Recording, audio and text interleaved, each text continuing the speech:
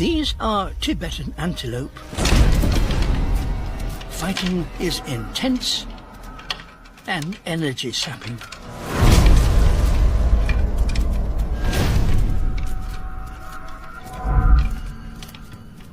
A tired Chiru will be easier to catch.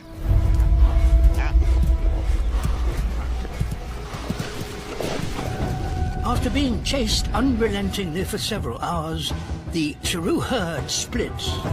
Now it's one-on-one.